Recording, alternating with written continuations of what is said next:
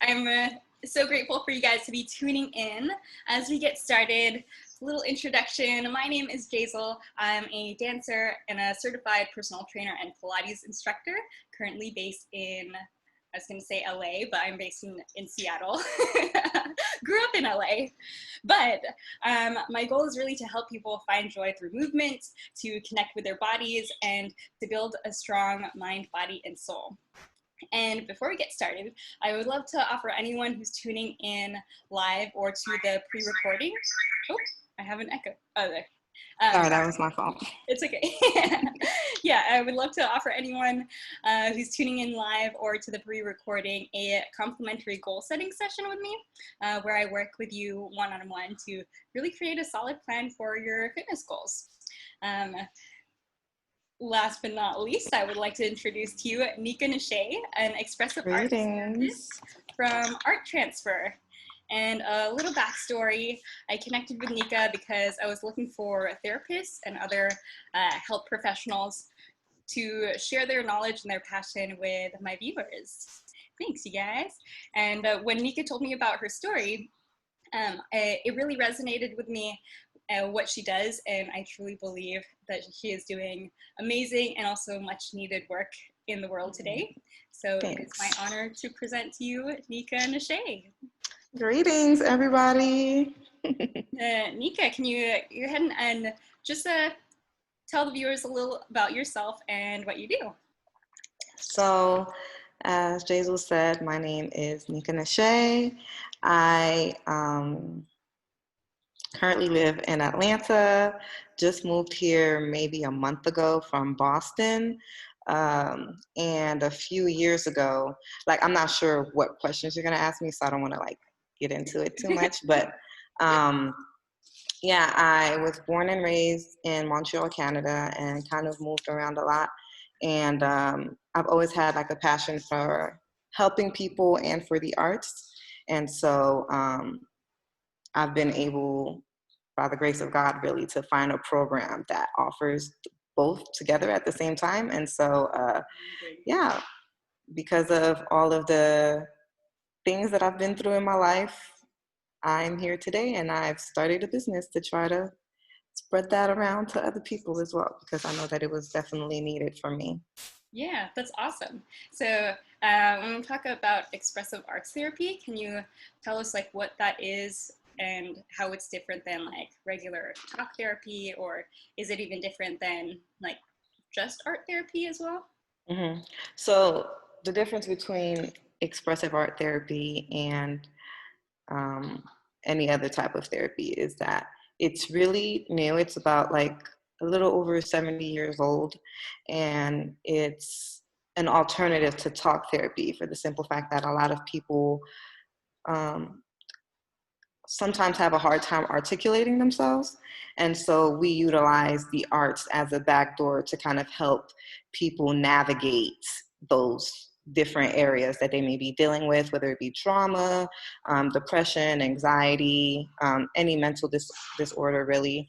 And sometimes it doesn't even have to be a disorder. It can just be something that you're currently going through and you're trying to navigate through. And it differs from art therapy solely in that expressive art utilizes all art mediums. So we're not, some of us do have specific skill set in certain areas over others, but the use of expressive arts is pretty much all of the mediums. So we have visual arts, music, drama, movement, and yeah, it's not really about the product of what it is that you're doing, but really about the process, which is the whole healing aspect of it. Yeah. And so when you talk about the process and the healing aspect, how do you bring about that side of things, as opposed to if someone were to do these activities outside of arts therapy? Say that one more time. How do you bring out or what's the process like towards healing as opposed to, say, just painting on its own and Oh, okay. So, I mean, essentially it's it's mostly the intentionality, right? I mean, the art creating in and of itself brings about that healing, but it's essential to have a therapist there, in the sense that we can help navigate, you know what I mean? So there are certain things that you may be dealing with. For example, this is like on my latest, actually, it's on the YouTube video that I'm going to drop tomorrow or Monday. So, awesome. But you guys can get a sneak peek, I guess. But pretty much, like, for example, let's say there's a couple who's having communication issues. It's not just like, oh, well, just come paint or whatever, but it's just like there's intentionality and skill and tactic behind each and every single medium. And so, for example, I personally would probably lean more so towards a movement session within that couple, to kind of help orchestrate or facilitate communication within that. Yeah, wow, that's awesome. So Yeah. it's like it sounds like depending on what's needed, a certain arts would be more appropriate for what they're looking for to get out of like the therapy session. I'm sorry, you cut out a little bit, so I didn't hear you. It's okay. I said it sounds like depending on what the people need, then that kind of determines like what type of art form exactly. Would be most appropriate for what they're trying to really get out of like the session. Correct. Yeah. Yeah.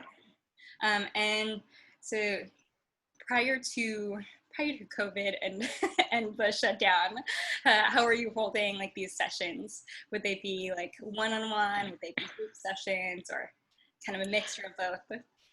Yeah, so it's pretty much kind of been like a mixture of both, in that, I mean, I just graduated in May, so, but prior to that, I was, you know, being an overachiever and balancing school, work, and this business, trying to launch it. And so what I was doing prior to COVID was I was hosting events. The first event that I did was called Paint and Peel, Peeling Back the Layers Towards Healing, which is kind of like inviting people to paint and experience healing. And we had like a specific topic, and we played like specific games, and it was engaging, as opposed to, hey, just come and paint with us and that's it, you know. So to really be intentional about the healing aspect, there was a lot of community building things happening, and then there was also a lot of discussions centered around like the painting aspect of it all. And so, yeah, so before that, that's what I was doing, mostly hosting events and having one-on-one, unofficial one-on-one sessions, I have to say. Unofficial, because I wasn't licensed yet. But yeah, so that's how I was tending to things before, and also had a lot of plans and events scheduled for the year, and then COVID was like, let's take you on this other roller coaster. Right. Wow, that's amazing. Right. I mean, we just have to kind of go with the times. Mm-hmm. So, well, now that we're kind of in this shutdown, I don't know how it is in your area, but how has your business been affected, and are you still able to kind of manage providing expressive arts therapy to people? So to a certain extent, kind of, sort of, but not to the capacity that I would like to, because, you know, we are forbidden from gathering in large numbers. And so what I have done is mostly like I do paintings, and then I will just make sure that I'm intentional in creating my process. And then I just kind of like post that for people to watch and enjoy and participate in, through like just watching and enjoying. Mm-hmm. But for me, I feel like the arts is more so about experiencing it yourself, as opposed to watching somebody else you know, enjoy and go through their process. Yeah. I was lucky enough last week actually to kind of lead it was kind of like a paint worship thing. Like worshiping through painting with my church. They asked me to you know, take a spin on worship and just paint as opposed to just, you know, usually when you go to church, you just kind of like sing. But, you know, I think that all arts have the ability to kind of, again, process healing and then combining that with prayer also. So that's another way that I've been able to continue on, like if people ask me things specifically, but outside of that, yeah, it's been pretty limiting as far as what I can and cannot do. And I know that we've talked about this a little bit before, but you have plans to kind of take your process virtually and to still be able to reach out to people and have like these sessions but in a virtual format. Yeah, and what would that look like if you were to be able to do that? What would that process look like if you were to do that for people and still be able to hold those sessions? It keeps cutting out what you're saying. It's okay. It sounds like there's like people like walking by, but it's all right. It's like every time the door opens. Okay, sorry. It's okay. I said, what would it look like to have a virtual session with you to do the expressive arts therapy? Yeah, so I mean, I'd like to kind of take the let's for example the paint and peel process and bring it virtually. What I would like to be able to do that is to provide people with the materials so that they wouldn't have to worry about going out to the store and finding things, because even me as an artist, sometimes I go to like brick art material or like Michael's, and there's so much in there that you can kind of feel overwhelmed. And because I already know exactly what I need, it's not as overwhelming. So what I would like is to be able to, if people want to have sessions with me, to be able to just provide them with the materials that it is that they need so that they wouldn't have to worry about one, being stressed out about finding the things, and then also being exposed as, you know, being out in the open and things of that nature. Yeah. So when you talk about expressive arts therapy, is it something that someone has to be referred to like by their primary care physician, or can they reach out to you like directly? No, it can definitely be a direct thing. I think because it's newer, the likeliness of your primary care doctor referring you to get therapy, I don't think like is really common. Usually like it's recommended for like psychiatric, for, you know, to be prescribed medication. But personally, like I don't ascribe to medication. I feel like there's many different ways to experience healing and navigate through all of that process, which is why it's like a holistic thing. And so, which is why I pursued expressive art therapy, because it's different than traditional talk therapy, because it's a specific, you know what I mean? Like it's a very specific like field of therapy itself, where exactly, yeah, it's a very specific field in and of itself. Like it's a specialization. So it's different than, oh yeah, I have a degree in psychology, and it's like, okay. Then I guess like learn how to talk to people through that. But yeah, I guess like for as me as a dancer, like I know that there are so many more ways to express yourself and to deal with your emotions and express different ideas in a way outside of like just saying it or writing it, because not a lot of people are really in tune with their bodies enough, or not really in tune with being able to express things verbally or And we harbor a lot of things too. Like Yeah. as people, we kind of like, we don't address things, we harbor stuff, and then when things come up, which can trigger us, I hate the trigger word, but which can trigger us or like cause us to feel a certain way or react a certain way to us, like we don't understand why, but there's this reason why. It's something that happened in our past that we suppressed,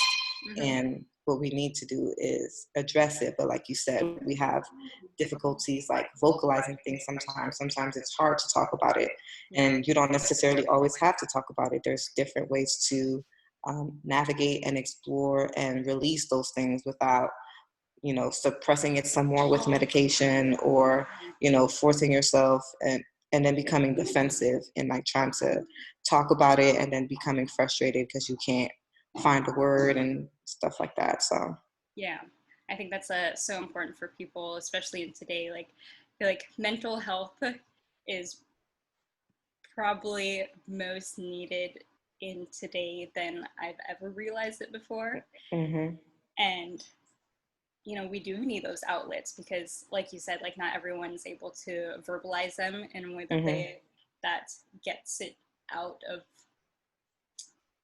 out and open for them to process what they experienced. And also, like I love just like the holistic idea because, you know, medication can only last for so long. Exactly. And they also have other side effects. Like I've had a patient in the past who, she had a lot of other medical concerns, and she would get so frustrated because she felt the medical care providers were not seeking to understand her, but just pushing like, take this, take this, take this, and then, but it's causing like other side effects. And yeah. It's especially when you layer like multiple medications on top of each other, the cross tolerance and like effects of like multiple medications, so that can get pretty complicated. But I love just the idea of having to deal and like cope with your emotions and experiences in ways that actually promotes healing and promotes some sort of resolution. I've never personally done expressive arts therapy in other modalities except in dance.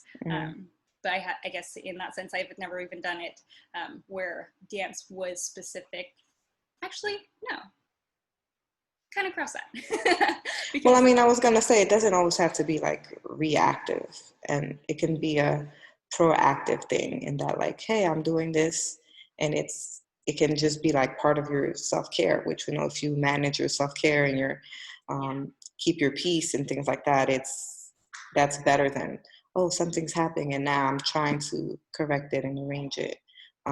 So yeah, and another thing too, I feel like, which I did talk in my last video about, is that you can address things that you don't even necessarily think that you need to address, like your confidence, or, you know, your ability to advocate for yourself and things of that nature. So that's true. Allowing yourself to be seen, which is uncomfortable for many people. So. Yeah, definitely.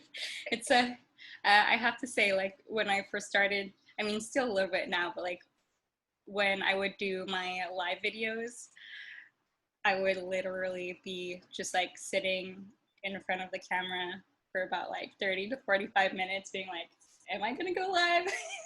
Is this happening? So I understand like that, like kind of like internal conversation of like, of just having like that fear. And, you know, sometimes you just gotta, it's all just a click of the button, really. Yeah. It's like external noise is really like what hinders us, you know what I mean? It's really like our own selves, like being concerned about things that don't really matter. Like, I'm grateful that you invited me to do this live, because I've had several conversations with people about them thinking, oh, you should do a live for this and that, because I'm always having like these deep conversations with people. But then for me, I'm just like, you know, like you just your inner critic is so loud that it can like hinder you from doing the things that you need to do. So that's completely understandable. I would love to kind of know like what really brought you into arts therapy. I know that you talked about like you love the idea of the combination and that you have found something to combine art and therapy all in one. But what is it that actually like led you to this field? Okay, so I'm about to be kind of transparent. Really transparent. I don't know how to like, you know, how people can filter things. I don't really filter.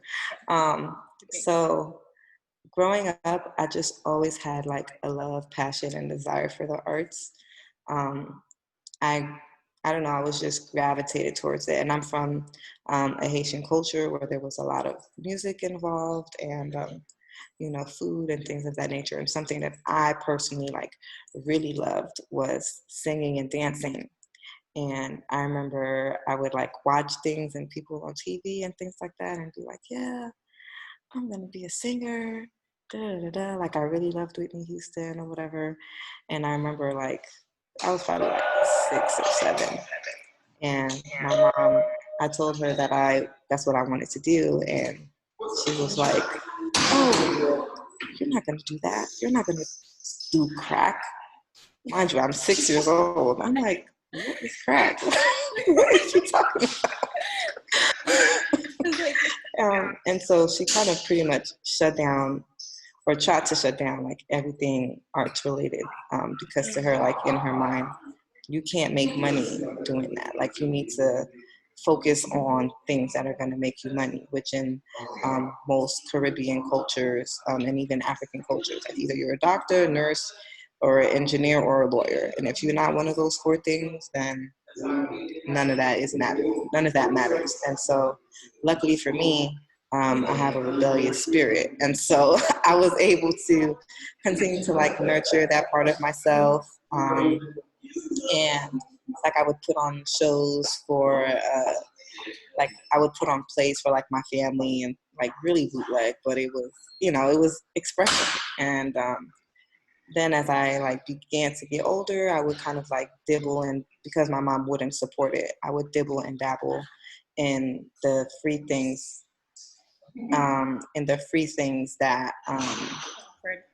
were available to me at school. And then in that, and me communicating with like my friends and stuff like that, I also realized that I was that one friend that was always being sought out for advice. And so I kind of I don't know, it just came natural to me. And so I decided that I wanted to be what I understood to be a therapist at that time. And I'm sorry, I think she's about to go. Oh, it's okay. Yeah, so it was kind of like natural instinct for me to kind of do that. And so I kind of went on the path to do psychology, and I ended up switching to sociology. And I was working in the field for a long time, like at different residential programs and things of that nature. And I just wanted to always help more than I could or more than my degree would allow. And so I decided to go back to school, and in going back to school and doing my research, that's when I found like an expressive art therapy at my alma mater, I guess now. Ooh, I'm old. And so, yeah, so I found the program which merged art and therapy together. And what pulled me the most was the fact that it was expressive art therapy, because again, I have a love and passion for all of the mediums. And so when I saw that, that really like pulled me, because it's literally like everything that I have been, or who I am, who I was and continue to be from, you know, my young self, desiring to participate in the arts, and just how the arts and participating in them just helped me to like find my voice and things of that nature. And so seeing that, I was like, oh, that's wonderful. Like I can properly cater to someone and help someone through the arts, because I knew without a shadow of a doubt through my experiences that the arts helped me deal with a lot of crap that I had to deal with growing up. And so it was just like finding that program was just, I don't know, like a match made in heaven. Exactly. It was a match made in heaven. It was like a treasure because, you know, I feel like a lot of people kind of shun therapy or don't really understand therapy or don't desire therapy for the things that we already talked about, as far as like trying to talk about certain things or whatever. So I think that utilizing the arts is a great way to access what needs to be accessed through a backdoor in a non-offensive or forceful way. Yeah. So that was kind of like a long answer. That's amazing. And so I guess like when you talk about the fact that people have some sort of like stigmas with therapy, do you think how accessible do you think therapy and expressive arts therapy is in particular? I'm sorry, it's cutting in and out, so I can't really hear what you're saying.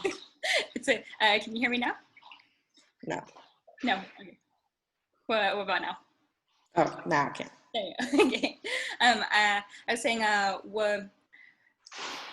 accessible is expressive arts therapy, or I guess like just therapy as a whole? How accessible is it? Mm-hmm. I mean, we live in 2020. Everything is as accessible as you allow it to be. We literally have the world at our fingertips. And so the ability for you to learn about it or find out about it might be a little bit trickier because, again, it's not the primary form of therapy, but it's definitely out there. And if you choose to continue educating yourself, you can definitely learn about it. So, I mean, a lot of therapists now are not necessarily expressive art therapists or art therapists, but they are taking continuing education classes to be able to start incorporating some of that into their practice. So they'll do like sand tray or, you know, a few hints of different art mediums here and there, but they're not necessarily like art therapists. But a lot of people are becoming more and more aware of it and are starting to implement it more because there is power in the arts. There is. I absolutely believe that. So it's amazing. It's the best.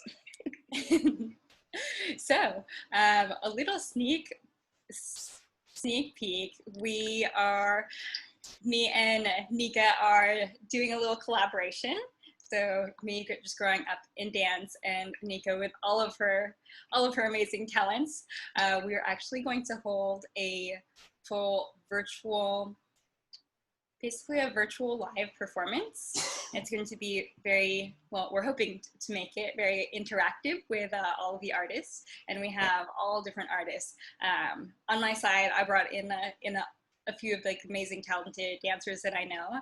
And can you explain what different artists and musicians that you have joining us for our event?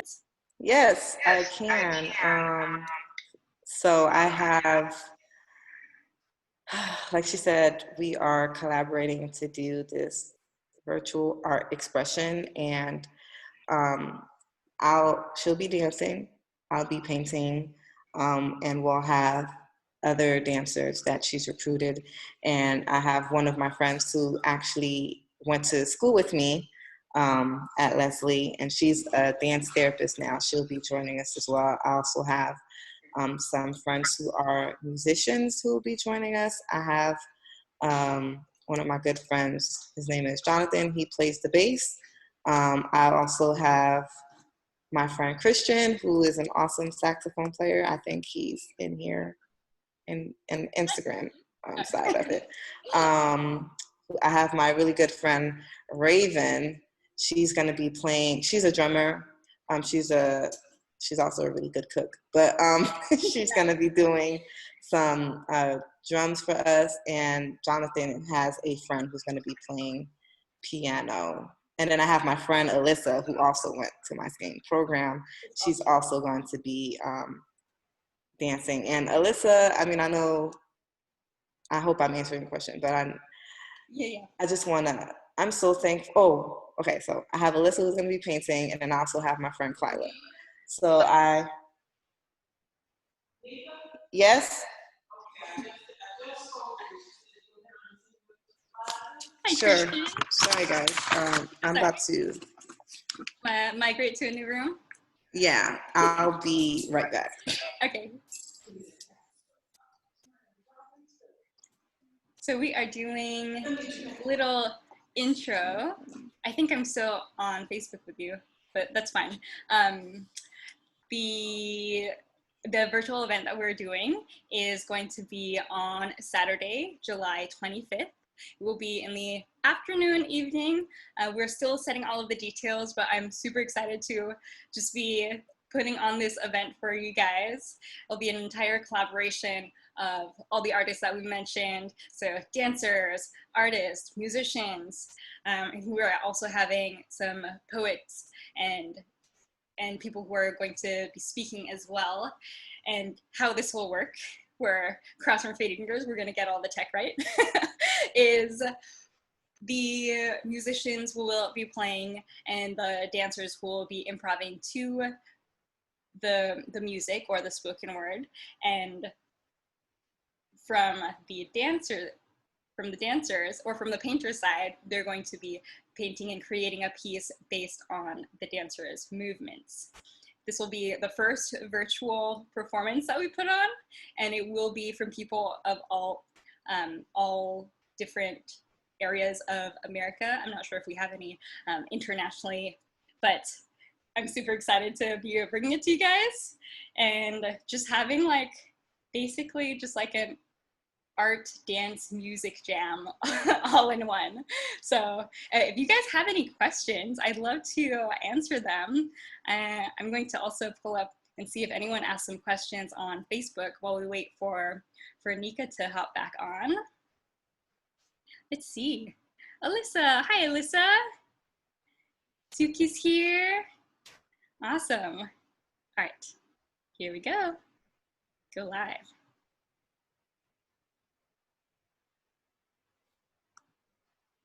And almost back on. There we go. Hey, sorry. It's all right. There was like a mishap downstairs, and so I'm trying to join back into the Facebook as well. Do you need me to send you the link? No, I have it. Okay, cool. Thank you, everybody, for your patience. Yes, thank you. Thanks for still sticking in with us. I realized that maybe we should. Say it one more time. I said maybe we should have done the audio on the laptop because I have, well, I guess it doesn't really matter.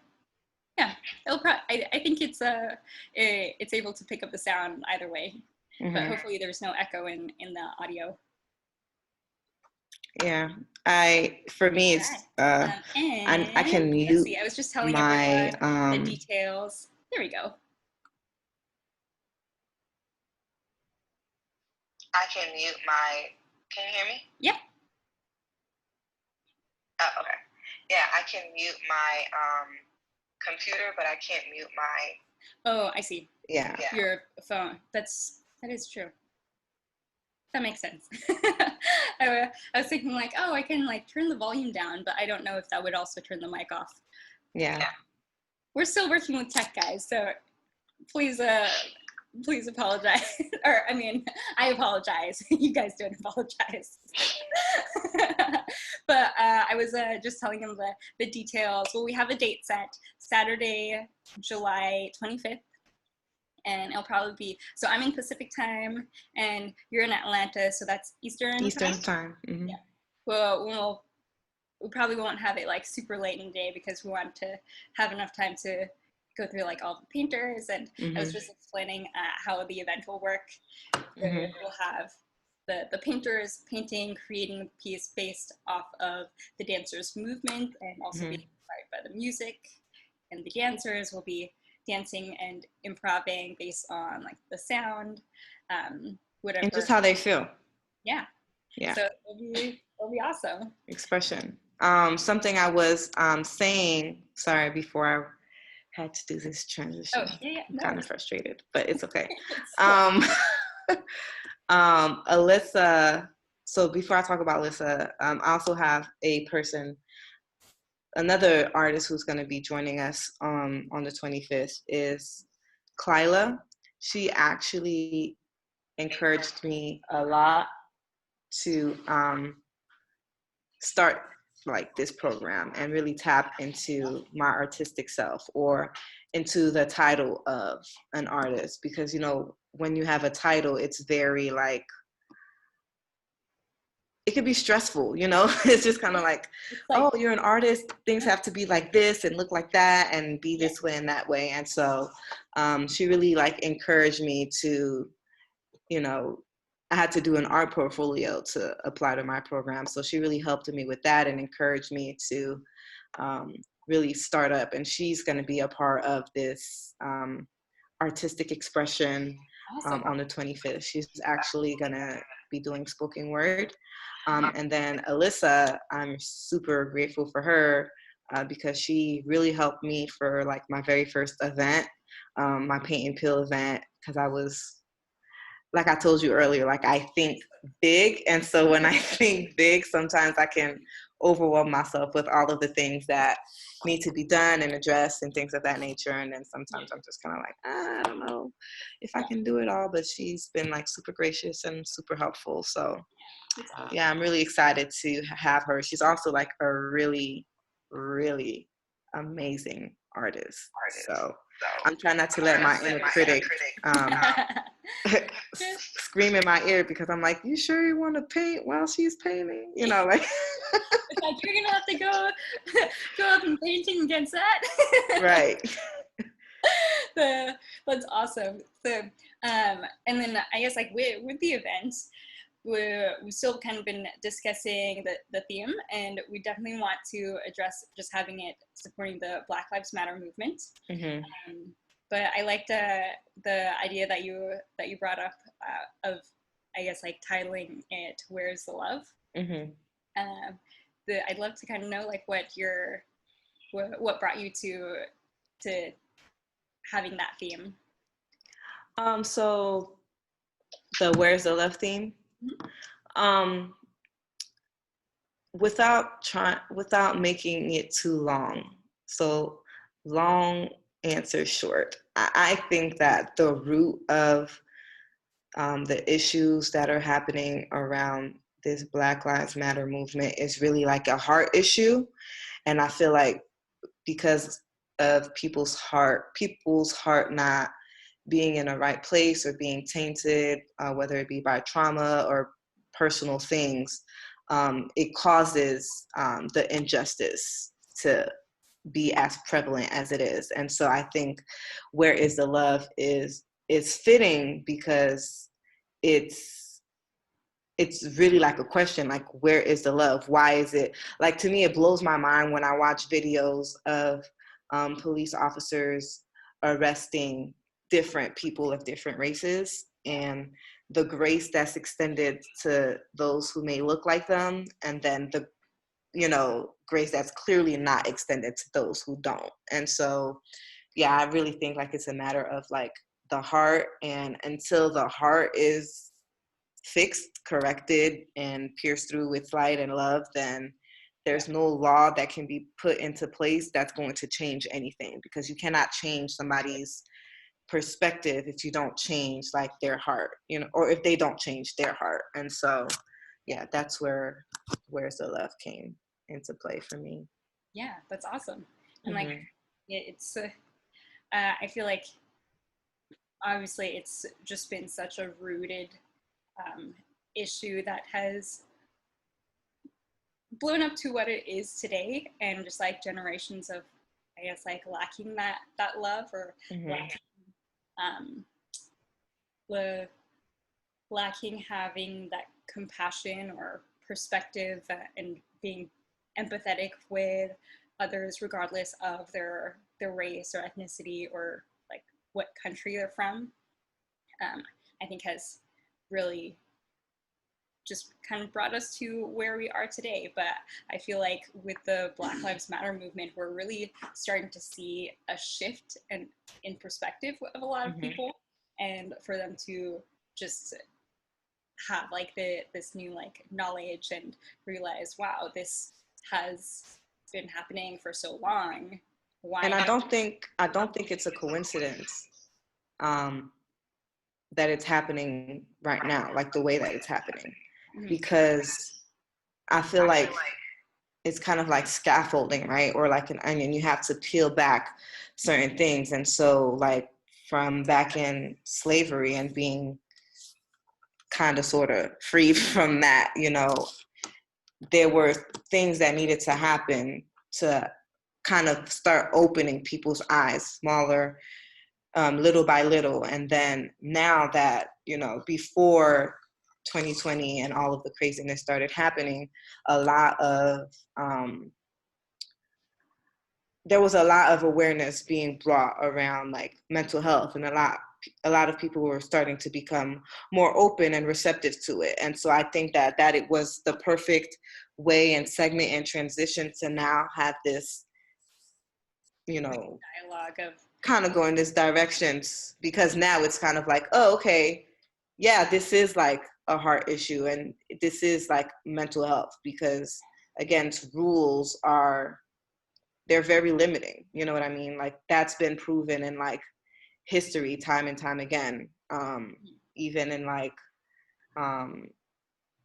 even like if you look at like, for example, like the Bible, is the rules could not be followed. You know what I mean? And so God saw that, and so that's why God sent Jesus to rectify that, because rules, again, like nobody wants to be forced to do something. You have to want it in your heart. And so that's why I think this was a perfect time for all of, I mean, it's very unfortunate. I'm not saying like, oh, this is great, like this is going to be fixed now, but like this needed to happen in this time so that people can start to be aware of.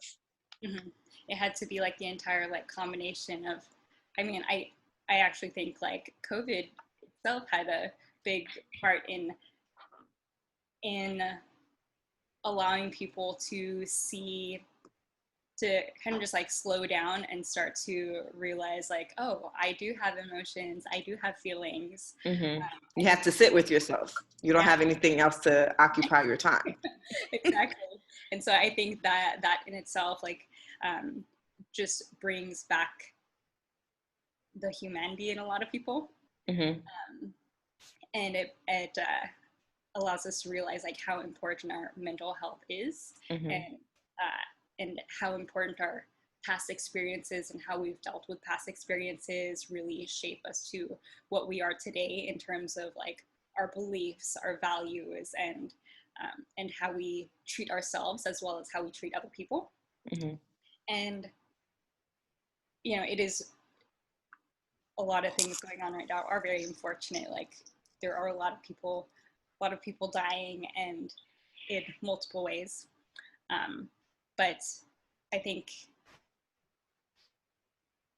it has created a big mindset shift and change in perspective for the people that are realizing, you know, this life is very valuable, and we can't take it for granted. I think one of the issues, like you said about like mental health and therapy, there have been like a lot of stigmas about it in the past, where, you know, people would look down on others because they had like a mental health issue, or you know, if there was that like separation of like, oh, they have a mental disorder and I don't, because like you have that, like you're different. But now I feel like we're in a time where, you know, I believe everyone to some degree has some sort of things that they deal with mentally, And so that is like your mental health, really. I made a painting about that. I called it crapola celebration, crapola celebration, which is like we all have crap that we deal with, that we go through, and we have to try to make the best of it. And it's our duty to take our past experiences and take control of that narrative for it to impact us positively as opposed to negatively, which, and everything that you're saying, I feel like ties into, again, where is the love? Because like you said, a lot of times, like this is heightened right now as far as like the police brutality and everything like that. Yeah. But there's still a matter of love as far as how we treat people who we feel are different from us, or, you know, from a mental health perspective, like, oh, you are talking to yourself in the street, and like there's no love extended there, you know what I mean? And even before mental health, like even like physical health, I think like polio or something, like the way that people are treated from being different, there's a constant heart issue, and yes, laws are created to make them better, but it's still like again, where's the love, where's your heart type situation, and that needs to be addressed. And art comes from the heart, so there we go. You can't have heart without art. Okay, poet. It's like, I'm pretty sure I've heard that from somewhere. And was it you can't have, I can't remember. Yeah, there was like another one. But... It's okay. Your version was good too. Yeah, and with everything, and I'll be honest, like, feel free to like to share or not share, but I would kind of love to know like how you were affected once like the entire Black Lives Matter movement happened. So this might have to be a whole different another conversation for another time. Yeah, because I know like we're coming up on, I mean, I don't know if like you had a set time, but I know we're coming up on an hour, and this can easily turn into an additional hour conversation. And to be honest, I have time, but I want to respect your time and respect everyone's time who's watching it as well. Yeah. It's I think we should probably, I wouldn't mind, maybe we can include that in the discussion for the 25th. Yeah. Because I have a lot to say. I have a lot of different ways that I was impacted.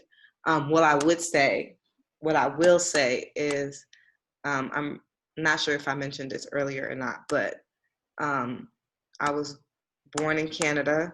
My parents are from Haiti, so I'm Canadian Haitian. That's what I identify as. And again, back to like, where is the love? You know, there's this Black Lives Matters movement, which, yes, Black Lives Matter. I am Black. And, you know, there's just so much injustice, like with George Floyd and Breonna Taylor and her killers still not being brought to justice, which is baffling. But to tie it into the where is the love, there was a lot of negativity before this movement. There was I went through a lot of hardship and trauma growing up as a foreigner in America. And it's really a question, especially like when you're younger, like, where is the love? Like being made fun of for your accent or the way you look, or because you don't, you know, your culture is different, and so you dress differently and things of that nature. And so, it just brought on a lot of different things for me in a lot of different kind of ways. But I do think it's probably best that we continue the discussion on When did you move to America? How old were you? I think I was 10. Okay. Yeah. Yeah. I think by 10 it's remember a lot of things like from being in Canada and everything. Mm-hmm. So, but it's interesting that you say that you had a hard time like as a foreigner. I think it was probably similar to like my parents' experience over here, but I think my mom moved here when she was 17, and my dad actually moved to America when he was 5. They were both born in the Philippines, but because they were somewhat like younger, and they got married young too, but I haven't had this conversation with them yet, but I feel like they probably just really wanted to adopt like American culture and like everything American. So besides knowing some names of people, or like as well as my relatives, but aside from like knowing the names of my relatives in the Philippines, they never really shared the entire like culture of being Filipino with me.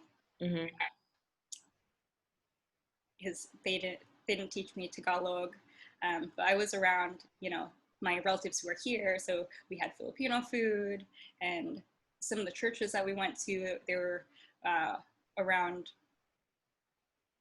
They were basically Filipino Christian churches, but aside from that, I feel like they raised us very American. And at a point in my life, there was some sort of like, I guess, like identity crisis. Like, well, I'm in America. There at the time growing up, there wasn't a lot of like Filipinos, but I also kind of didn't really understand like what being a Filipino was, and like knowing that whole like transition of assimilating into a country that is foreign to you. And yeah, I think there are. Where was I going with the story? Sorry. It's okay. It happens to me all the time. It'll come back to you. Yeah. I just think I've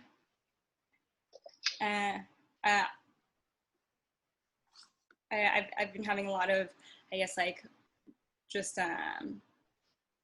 conversations, mostly with myself, of trying to figure out where, like, what ideas I believed was being American, and how I grew up with some of the ideas that I hold today. Because I think everyone like at a young age, like you really pick up all of like the values that are, there we go. Sorry. It's okay. I said, I think just like growing up, I think there are a lot of, you learn a lot of values just from like observing and hearing, and start to develop your ideas and perspectives before you can even actually express them. And like you said, like sometimes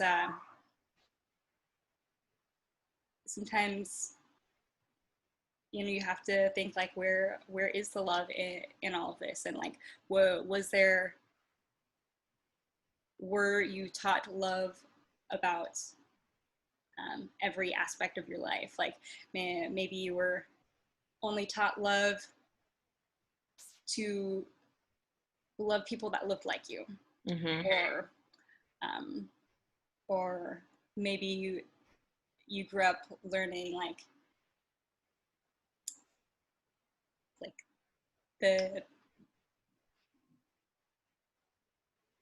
that some things were like right or wrong, and we grow up with what we know from our past experience, Yeah, our past experiences mold us. Yeah. Mm-hmm. And with just like with all that can that apparently it doesn't always show compassion to everyone around you. Mm-hmm. And now that we're like in this age of like acknowledging our past experiences and mental health, I think it really is important just to do that work of looking back and almost like picking out like, does this belief that I grew up with really serve me today, and does it allow me to have love for everyone? Mm-hmm. It is a pretty, I guess, like difficult conversation when you have to talk to like your older relatives or like friends and family who have not been, I guess, like exposed to understanding like the work and knowing that, you know, they're old enough to make those conscious decisions about their beliefs. Mm-hmm. So yeah, it is a longer like conversation to really have with those people, or like with our loved ones when you realize like, oh well, what you've taught me isn't what I agree with today. Yeah, you definitely have to be able to you have to be able to take your own, I'm going to use like a driving analogy. You know, your parents drive you around when you're younger because you don't know how to drive. And then so there comes a point in time that you have to take control of the steering wheel and navigate on your own. So yeah. And to your point, I think that, yeah, it is, it is, what's the word I'm looking for? It is difficult to have those conversations, but it is healthy.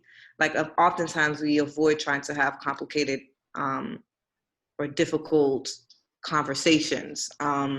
But yeah, I think that oftentimes, you know, in the past, it might have been like more, we're more, and we have a more open perspective now. And so a lot of things that people used to stand for in the past will not stand for now. And so there isn't, I don't think there's as much of, you know. Oops. Uh-oh, hold on.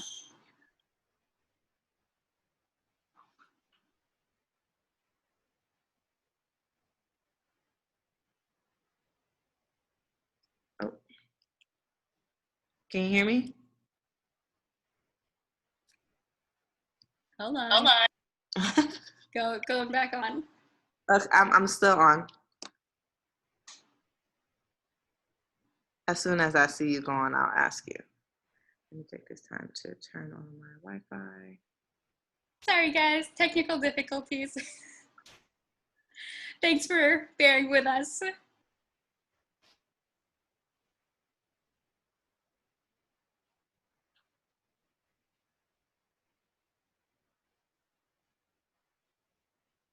Are you on? Hold on. It's coming. It's coming.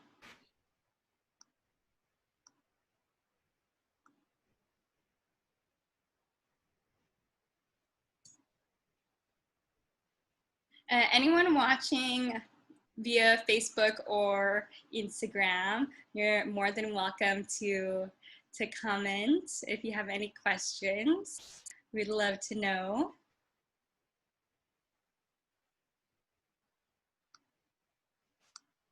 We're going to get back on the line in just a bit because we are doing our audio through Instagram.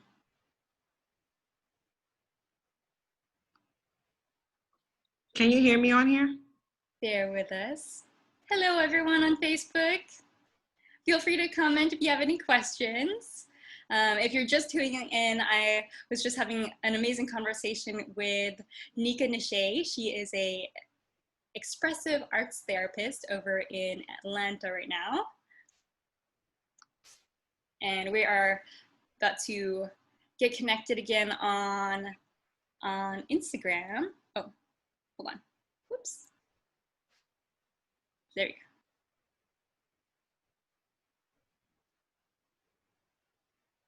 go. There we go.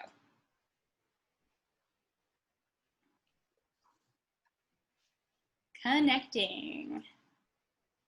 Hi. It's all right. I think I didn't realize this because I've never done a live, and I think Instagram has a 1 hour limit. So it cut off. Yeah. Thank gosh we're recording on Zoom. Yeah, I know. I was like, I saved our last conversation on my IG page real quick, just so we wouldn't lose it on there. So I think it's also going to be posted on my account. Cool. I'm gonna go move over here because it's. I think you got cut off when you were using the car analogy. Yeah, I was just saying that I was saying that a lot of people tend to pull away from having those difficult, complex conversations, which actually are very healthy. And that, where were you going, Nika? I think I was going in the direction of there's a lot. People now, the things that people used to stand for back then, people don't stand for necessarily now. And so because of that, that serves as a pro and a con. But the way that it stands in a pro is that things that people used to be okay with and be quiet about are more so comfortable being able to speak up about them. And so as it pertains to like how I feel like you were explaining being taught in the past to only show love or compassion towards people who only look like you, a lot of things like that's not really a factor anymore. Like there's more. I mean, I wasn't there in the past, but I feel like, for example, for the whole Black Lives Matter movement, it's more unified now. You know what I mean? It's not just Black people seeing and recognizing that our lives matter, but there are people of different races and ethnicities who are able to see how injustice is happening, primarily towards Black people. And so because of that, they see that there's a lack of inequality and as a result are able to speak up about it.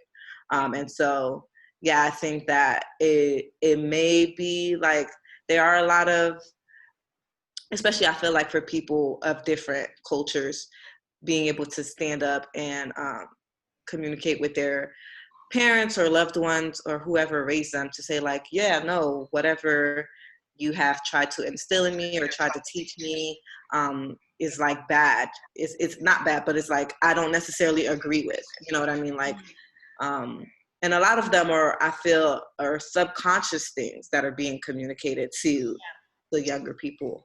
An example that I like to give often is just like, if I am a person of non-color, whatever that non-color is, if I'm sitting on the bus and I'm holding like my baby and a person of color walks past me and I like squeeze them a little tighter, I didn't have to say anything. The baby, again, the importance of expressive art therapy and movement therapy, you are able to communicate so much through your nonverbal more than you can with your verbal. And so squeezing that baby tighter teaches that baby, like, oh, exactly. Oh, my mom squeezed me tighter because she's trying to protect me. I'm looking around.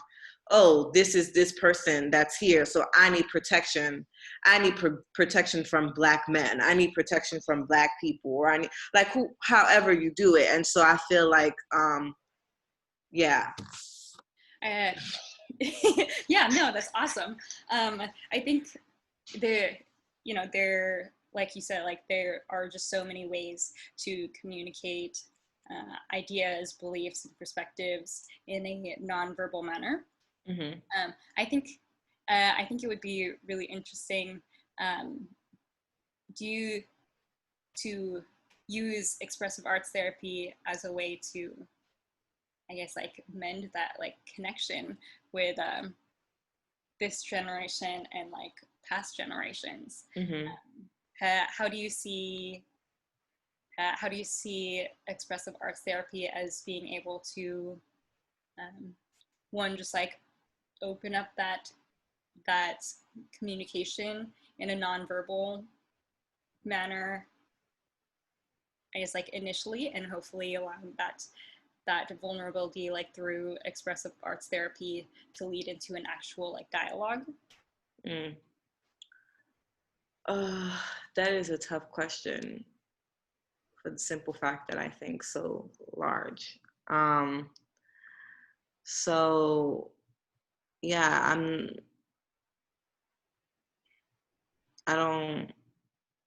not really exactly sure how. I know that it's necessary, but a way to use the arts to make it more, I guess, knowledgeable or more aware to other people. I guess I think I thought of that when you said that you can use couples therapy to just like help them bond and help them communicate with each other in different ways. And that just made me think like, well, if there are certain things that family members have a difficult time, it's like expressing to each other, I wonder how like arts therapy can help facilitate that bond and like that connection. Yeah, I think the first step, which is the first step in any form of change you would attempt to try to implement in your life, is to be open, to have that openness and willingness to receive and things of that nature. And then from that openness, I think like the best thing would be for one, us as artists to not be afraid to speak on these things, on these difficult topics, and creating based off of those topics, and then from there, having people, I just got an idea. Having people having their ears open and ready and willing to listen. And so absolutely, the idea that I just had was to just kind of have like an open space that COVID does not allow us to have, and just have artists there creating, not just visual artists, but like visual artists, poets, dancers, those who do drama, musicians, and like through their lyrics, just sharing like a story, you know what I mean? To kind of like help. It can be like past stories or personal stories or whatever, and just kind of like express that in a way for people to receive it. Because a lot of people who are bigot or ignorant or just kind of callous towards this, they're not going to be like, oh, there's a Black Lives Matter thing, I'm going to go see what, like, but if it's expressed in a way that, or presented in a way that it's just art, which is non-threatening, through the expression of the artist with the arts, they're more open to like receive and see and understand because of how it's being expressed or displayed, in the story being told. Like I love storytelling, and I'm just like actively thinking about, oh, it could be a storytelling of something, blah, blah, blah, blah, blah. And people can kind of like relate or, you know, see the injustice without placing race and color into it. They'll just see it, the injustice as injustice because it is injustice, but there isn't, you know, the imagery comes in your own mind and then with your own imagination, and then within that storytelling, like kind of segue into like, yeah, so this is the reality for, you know, people of color in this country and things of that nature. Yeah, to try to get the message across to sorry. Oh, you just froze. Sorry. Okay. Sorry. What was I saying? So you said to get the message across. Mm-hmm. To be able to get the message across to people to where they have that they understand the emotional impact of like these injustices and realizing like, you know, this helping them to resonate with it more because the whole purpose of the arts is for people to be able to identify and relate to the art and see the art, and so and identify, personify it. And so I'm thinking like that can be done, that can be expressed, the injustice of everything can be expressed through the arts for other people to see it. And it can be done through theater, it can be done through storytelling and visual art or movement or writing a song, and then people can like relate to it. I think without the imagery would be most, I don't want to say most ideal, but be more receptive. And then like just announcing or having like something in the end to kind of like tie it all together and bring awareness to like, yeah, this is not really a story. Like this is reality for a lot of people. Yeah, this is the reality for my neighbor. This is, you know what I'm saying? Yeah, that's a really good idea. I was like, well, can we make that virtual? Oh, it's so funny because I was just talking to my business coach yesterday, and I was just like, virtual is great. It's a blessing. At the same time, like I don't really care for it. It's just, it's limiting, you know? I feel like there's just an authenticity in being able to connect to somebody like physically. Like it's definitely possible virtually, but I think it kind of hinders like the experience. Even now, you know, with all the technical difficulties and having to do cutoffs and like it can cause people to become detached. And then also like with the virtual space, people are seldomly focusing on one thing. People have the TV on just as background noise while they're on their phone. Oh, hold on. Did you hear me? Yeah. Okay. Yeah, people are on their phones constantly for background noise and just kind of doing other things, whether it be cleaning, cooking, eating on their phones. And so I feel like it would take away from what they can get from the message because you're like doing a bunch of things at once, which you have the right to. But again, I feel like it kind of removes the being present aspect, which I think is one of the most important things in creating, as well as appreciating art. So yeah, because I feel like to really appreciate art, you have to be just like fully present and just bring your awareness to what you're seeing. And there is like the entire process of observing art to where it's also self-reflective. Absolutely. And just understanding like how to process the ideas and information that's being presented in that art form as well. Right. I was having this conversation with Philip Dowd. He's a life coach, and so I was telling him that, you know, as a dancer, there's so many aspects and feelings and ideas that go into being a dancer, and embodying like your feelings and emotions in a physical and visceral way. And there's a lot of ideas and very, very, very small like details that you can express through dance that is sometimes very hard to receive as a viewer, as an audience member, through photo or through video. Right. Mm-hmm. But when you're there live, there's a sort of, I guess, like energy, if you can say.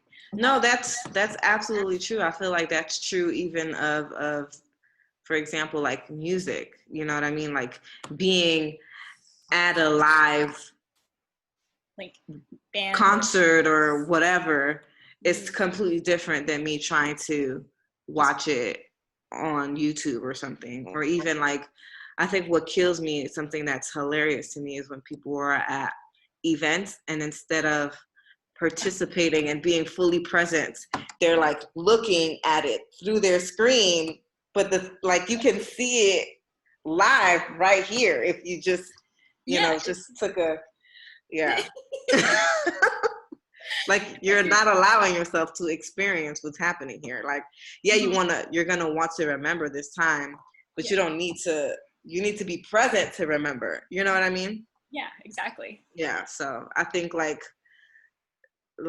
technology is again a blessing, but it again can cause us to be, it can cause a hindrance in that like I'm not able to really focus on and look at what's happening because I'm too focused on trying to make sure I remember this moment, but you're not enjoying the moment. So what really are you going to remember? It's kind of like if you take the idea of someone trying to like selfie record their own proposal. Right, exactly. It's like, okay, like you're trying to capture the moment. Right. Are you in the moment? Yeah, exactly. I was like, hello, are you having like a relationship like with your phone or like to that person in front of you? Exactly. Know? That's a good example. Just so something that popped in my head.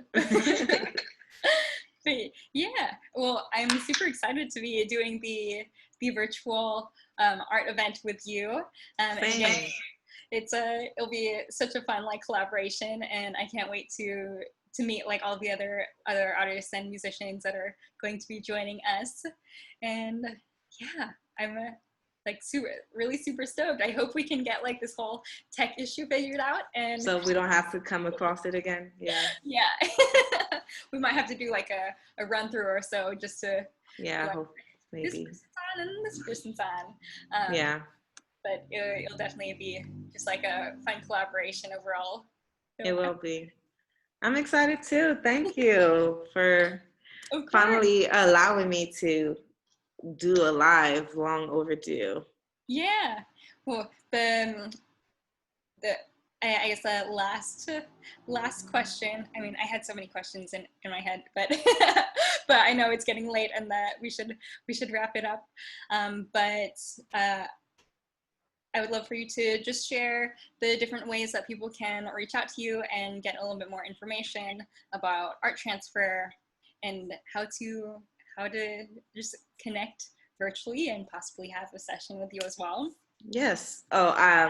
Though we went on a slight rant about being present and the negative effects of technology, I do conduct virtual sessions. It's not my preferred way, but this is our current reality, and you know, healing still needs to be received and administered. And so ways that people can connect with me is I do have a Facebook page, Art Transfer. And I also have a website, arttransfer.org. And I also have a Instagram page that people can follow me on. The Instagram page is arttransfer_. I realized that your Instagram only has one T. Yes, Instagram only has one T. So it's a shared T, ARTRANSFER_. And art transfer on Facebook is two separate words. And on the website, it's art transfer with two T's. Yep. .org. Got it. I had to double check because I was like, why am I not finding you to tag you on the video? But yeah, when I saw your website, that made sense because it's like the first three letters. Yeah, it's art backwards. Yeah, I'm glad you picked up on that. A lot of people are like, transfer, what? Yeah. It's called hold a mirror in front of your face and then you'll see it. And then somebody was like, why is the R backwards? Yeah. Because you're supposed to read it that way. Yeah. It's called the logo. It's right. It's aesthetics. Yes. Well, thank you. I appreciate your time. Oh, and I just want to do a little reminder, like if anyone is open to doing or really looking to doing a goal setting session with me, you're more than welcome to reach out. Definitely follow Nika and follow Art Transfer on Instagram, Facebook. You can get more information on their website. And I've also posted a link if you believe in art therapy and just like mental health healing modalities. I put a link to their donation page as well. So that will be, I'll make sure to tag it on all the comments and descriptions of the posts. So thank you, Nika. Thank you, Jazel. It was so nice talking to you. It was so nice talking to you, and we will definitely continue our conversation once we have the whole event as well. Yeah. Thank you, everyone, for watching. Enjoy. Bye. Bye.